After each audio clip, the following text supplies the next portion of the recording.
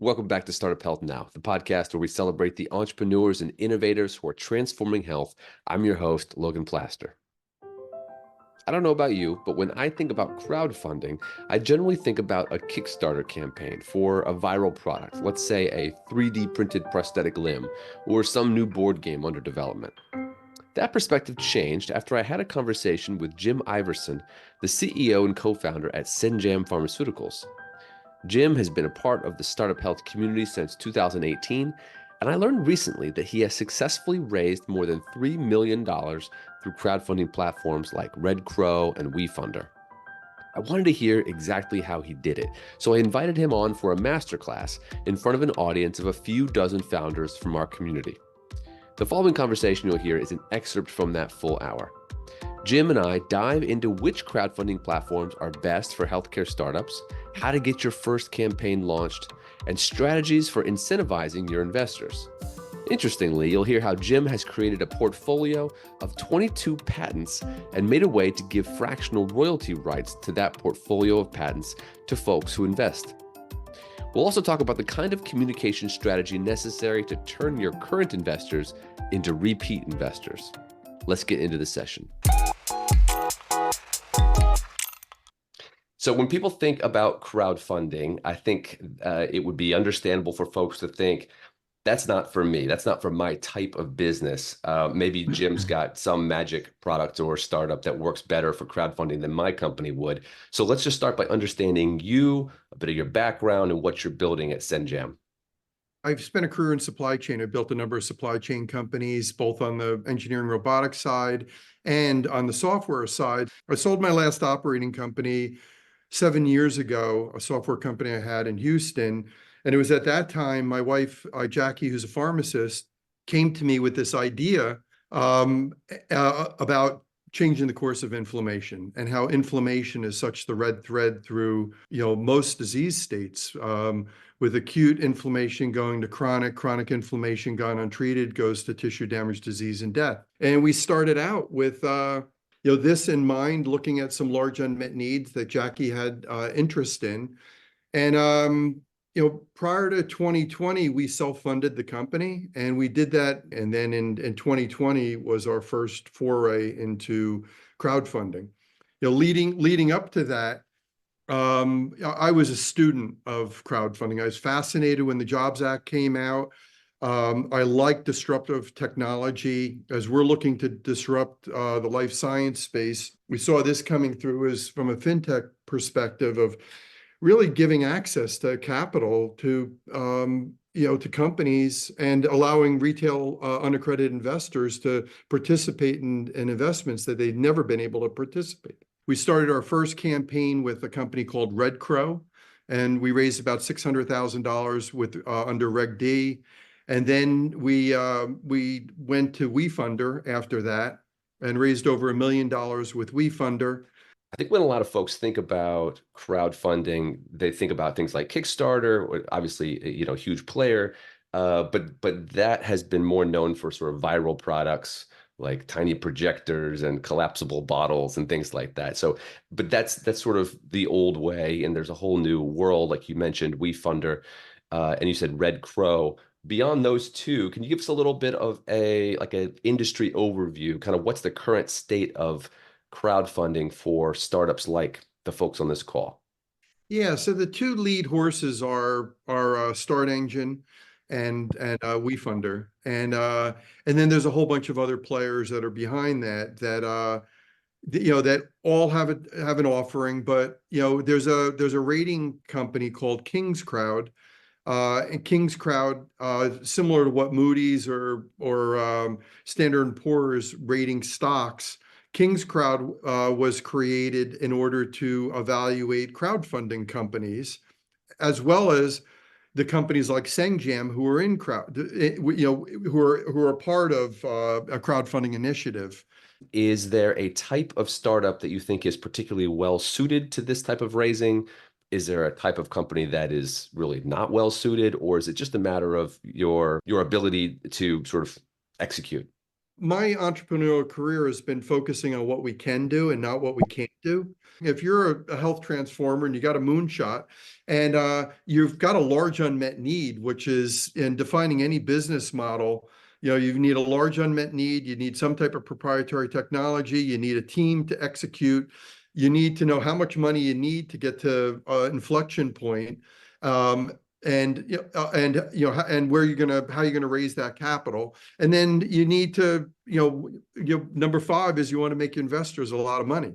I think anyone who can identify those five elements has potential for crowdfunding.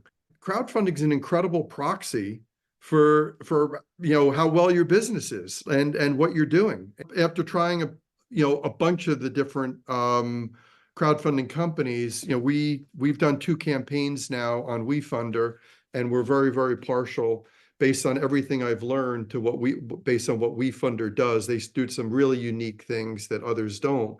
But the ability to test the waters. So you're able to set up a campaign page very, very quickly, and then you're able to go out and do some testing of the waters to see how well your campaign's gonna go. And you can make a decision before you press the go public button, which means that you're now allowing anybody to buy it, whether you have enough momentum or not. And so there's a way of, if you're not feeling up to it or you don't feel like you have the momentum, you could pull it, and there's no real damage. It's low risk is what I hear you saying. Low risk, exactly. And relatively low time commitment. A couple of details. You said you could get a page set up pretty quick. How long did it take you to get set up? It's less than a day. Okay, less than a day. To do like the initial, obviously, we can talk about marketing and talk about how much you built it out. You have to spend time on this every week. What's the maintenance that you have to put into it? Yeah, one of the things that I realized, this is serious. So while you're getting your campaign up and you're testing the waters, you've got to complete a Reg CF form, and it's really like it's filed with the SEC, and every year you have to do annual filings. And what I learned with some of the different crowdfunding companies, some are much better at helping you with that than others. So that's a big thing to do and complete. It's not hard. WeFunder has been fantastic with the work that we've done there. And then after that, after you test the waters and you feel like it's time to green light things, you flick the switch and you're live. When we first started, I asked the question of how many of the investors come from the crowdfunding company, and everybody said 60 to 70%. And I realized that was not true at all. And I think that if you were to ask any of the crowdfunding companies now, they would probably say, 20 to 30% are, coming from our investors, and the rest come from, your investor base, which is, friends, family, and, contacts and all of that. Tell me about like the inflection point. So you put a campaign live. You have no idea really how it's going to go. And what's your first step in terms of letting the world know? Is it mostly LinkedIn? And at what point do you start to see a little bit of growth? Yeah, so it's all the traditional social media stuff, but within the crowdfunding companies, they have update pages, and some are better than others. When looking at WeFunder's ability to create an update and then take that link and put that link onto LinkedIn or Facebook or other social media things, that's a real great tool, and that's worked very, very well for us. And as people start to follow you, when you put an update out, it goes to all of your followers as well. And that's when you start building the ecosystem of followers and investors. In addition to that, Sen-Jam has been very, very heavy on marketing to our existing investors, high communication, high touch, and then, putting updates and then doing webinars. Webinars have been the highest performing for Sen-Jam, have been the highest performing return for given the work that we're doing. And I send personal emails. When we get a new investor, I send personal emails to everybody, and then I put them on our Angel Span investor relations letter for following up. Let's go to some questions from the chat. We've got a bunch of good ones. We're going to start with Ariel Messer from InstaLearn. So my question is, what are the advantages of doing crowdfunding as opposed to raising money with VCs? And are there any downsides of crowdfunding as opposed to VCs or just in general? When we first started, when I first got involved in crowdfunding, there was a little bit of pushback and around VCs and VCs saying, "Oh, you're doing crowdfunding," and it's been much more accepted now. And another reason we chose WeFunder sets up a special purpose vehicle, and so you have one line item on your cap table. So and that's a real advantage over some of the other crowdfunding companies. Let's go to a question from Payush Gupta from Ambrosia. Go ahead. You tried before Red Crow, and which one is better and why? And what we need to be cautious about and how we can market it better. Yeah, so we first went to Red Crow, and then after that we went to WeFunder, and then we did Start Engine, and then we did Dealmaker, and then we went back to WeFunder. And it's a three-dimensional, if not four-dimensional equation, because a big part of it is what type of security you're setting up, whether it's equity, preferred equity, debt, a safe. Sen-Jam is about truth, trust, and transparency. And one of the things that I've found that there are a lot of people who aren't so truthful, and it's only through working with them that you find out that they're overselling and under-delivering. And for an entrepreneur, they're the mistakes that I want every entrepreneur to make sure that they avoid, because it's one thing if it's 5 or 10,000, if it's 50 or 75,000, that could be the end. We've circled back to WeFunder for a reason. The ability to do updates without somebody editing your updates and seeing whether it's good enough to go out. Their support, the account administrator has been good. With some of the others, we've always bought all the white glove treatment. Anything, if somebody offered something, we'd always buy it, because I would never want to say we didn't do the best, we didn't try the best that we could. And even buying some of those white glove treatments, we often got a lot less than what we thought we were getting. Before I get into a couple more questions, I just want to talk about time, because time is such a valuable asset for any founder. And if they're thinking about this as a possible tool, they're thinking, is this the best use of my time? For the folks on this call, how do you think they should go about assessing that question? I'm pretty structured with this, that we, our marketing person and myself have a call every Sunday morning at 10 a.m. and we put our comms calendar together for the week of how we're going to communicate. And then we are forever generating a lot of content, whether it's publishing papers, whether it's getting patents filed, whether it's starting trials, new partnerships, and looking at all of that. As we're repurposing small molecules, we're repurposing as much content as we can possibly create. And startup health is a great forum for that too, because when we all have our landing page there, and we repurpose so much of the material that's published. And so from an allocation of time perspective, one of the things I love about crowdfunding is that it's open 24/7. And there's thresholds that when you hit certain milestones that they'll do a promotional push for you into a larger audience or a targeted audience. And I spend between 1 and 2 days a week. Let's go to a question from Ronak from Medco Share. Is there an amount where you would say, what, crowdfunding is not worth it? So like, for example, if you're trying to raise $5 or $10 million, would you go, maybe it's just better I go to VC route or, private equity route? Like, what's your kind of cutoff for crowdfunding? Sen-Jam's mission is to develop therapeutics that are safe, efficacious, and accessible to all. So that accessibility to all is like baked into everything we do. So that's a big part of who we are. So gaining access to retail investors, I don't know where we'll draw the line. We'll probably draw the line when a big investor comes in and says, you can't do that anymore. And I hope that never occurs. Let's squeeze in one more question about sort of the logistics of marketing and really getting your campaign out there. So Mark Mathis, can you come off mute and ask your question?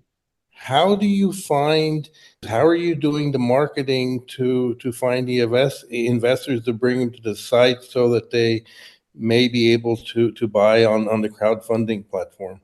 Yeah, so what we're doing directly is, we've used PitchBook, and we've done a lot of sorts around family offices, individual investors, high net worth individuals.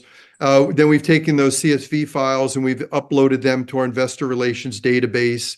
And I track the analytics very, very closely with open rates. And so that's what we're doing. And then we're using all the social media outlets and repurposing everything with our goal of trying to get them onto our investor relations database. Then on the WeFunder side, we're publishing updates with WeFunder, and that's going to people who are following us, and then they're coming into our network as well. There's a lot of picks and shovel people out there that promise you the world, from paying $3,000 a month to we've paid up to $15,000 a month. When you sign up for somebody, you got to give them at least 3 months to see if there's any there. And unfortunately, the vast majority haven't produced much. And we get bombarded every day with people promising that we can we can bring in all these contacts, and we've not spent any money on ad campaign. Jim, you mentioned that you've had a lot of success with webinars. Give us just 60 seconds on kind of how you frame out a webinar and what makes it successful. Relevant to the work that we're doing, always talking about our lead assets. If there's a tipping point event or an event, a lot of times we'll just invite our investors to those, and that's been very, very fruitful.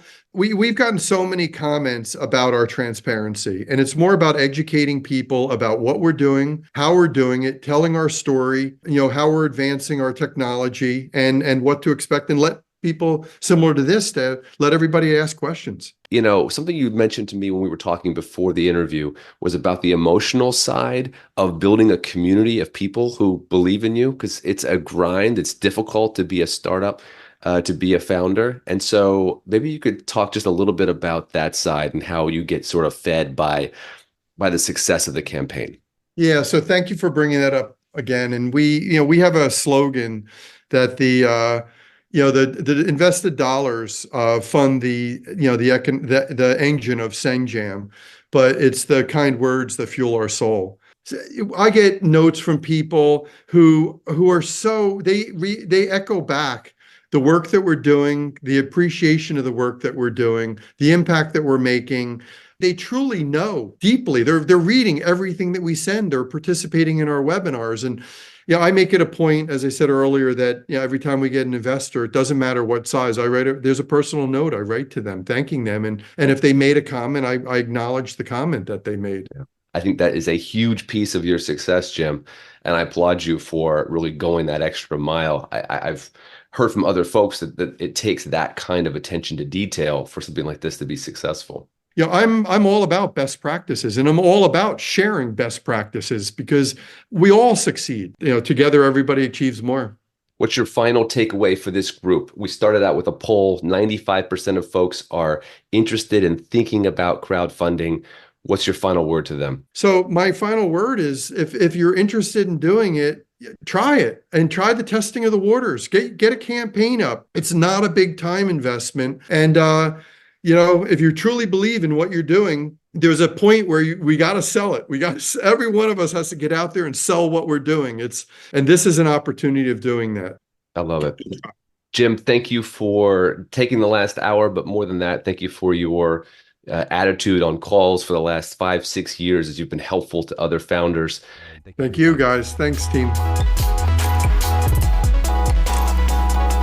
Thanks for listening to Startup Health Now. We'll be back again with another episode next week.